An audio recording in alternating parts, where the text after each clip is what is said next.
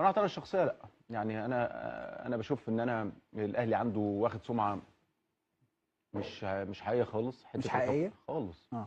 حكام اصلها بتحابي، اصلها بتجامل، اصلها ما اعرفش خالص. م. وانا ما بحبش اعيش في دور اصلا حتى المؤامره التحكيميه دي. م. يعني انا اعترض واتخانق، م. لكن في النهايه م. العب. والله. يعني في النهايه ابقى شايف انت ان واضح قوي، ما ينشف الحاجات دي. لا خلاص. انا بالنسبه لي انت في الاخر هتعمل ايه؟ اه.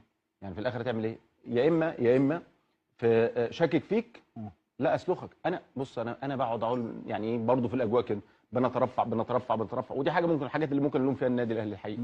يعني الاهلي جميل جدا مع كل الانديه، وبيقابل الجميل ده بنكران جميل فظيع فظيع. فتلاقي مثلا يعني خناقه مثلا زي اللي فيها الزمالك وبيراميدز مع بعض كده، نروح لسنه 16 17 الزمالك ومصر المقاصه الاثنين مع بعض كده، نخش مثلا نلعب في لا، ماتش هو فاصل الاهلي هو اللي حط الزمالك وبيراميدز. أيوة. حد عايز يعمل المشكله. اكمل لك بس.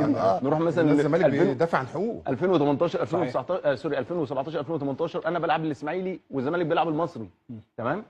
لا الاسماعيلي له نقه ولا جمل، ولا المصري له نقه ولا جمل. وبعدين انا لعبت الدور الاول ماتشي في برج العرب، الماتش الثاني بتاع الاسماعيلي تمام.